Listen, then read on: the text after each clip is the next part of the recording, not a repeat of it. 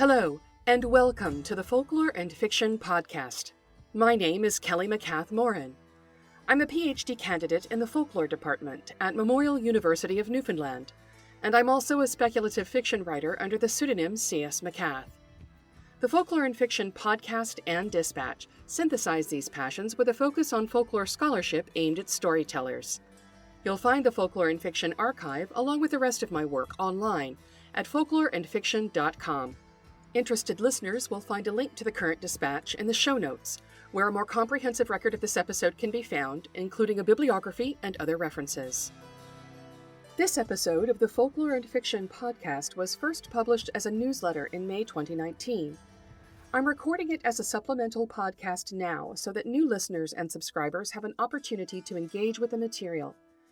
In it, I'm introducing the personal experience narrative genre, with help from scholars William Labov and Joshua Waletsky, Sandra K.D. Stahl, Gillian Bennett, and others, helping you analyze a personal experience narrative and discussing ways to bring personal experience narratives to your storycraft.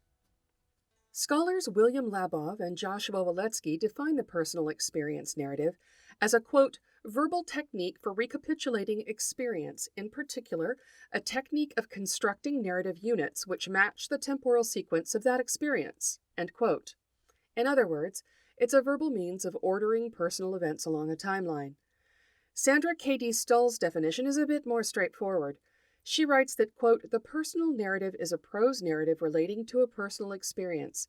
It is usually told in the first person, and its content is non-traditional, end quote. These definitions give us our basic checklist, and I'll add a note of my own as well. Personal experience narratives are 1. First-person prose narratives, stories told or written by a person about her own experience. 2. Sequential, told from the beginning of the event to its end. 3. Non-traditional, unique to the individual who tells the story. And 4. Told for an audience, shaped to suit the narrator's listeners or readers. However, the personal experience narrative is far more complex than this checklist suggests.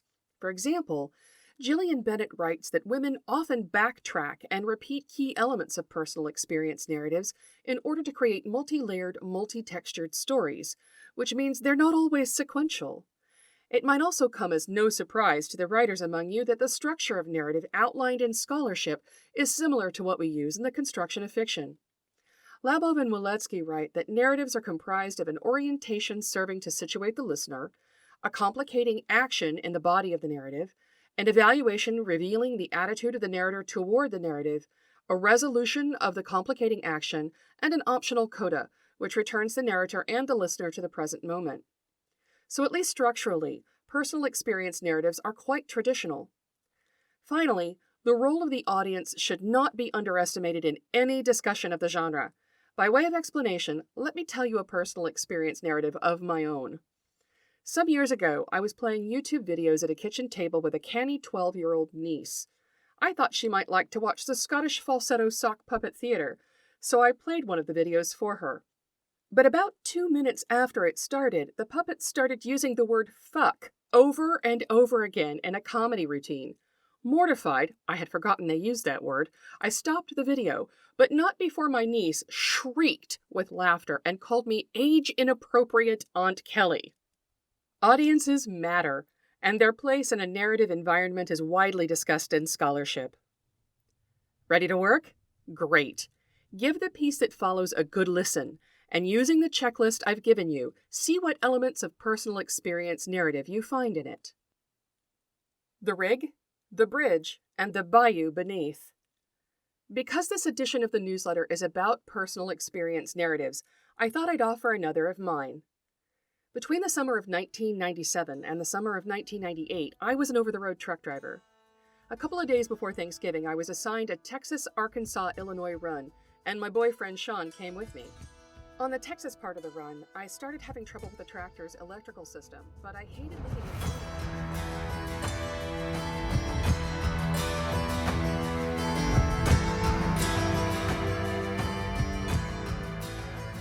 This episode of the Folklore and Fiction podcast is a preview, and you can listen to the full episode on the Folklore and Fiction website.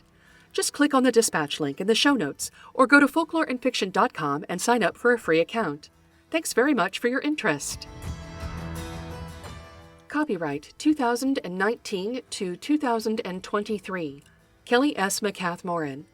All rights reserved unless Creative Commons licensing is specifically applied.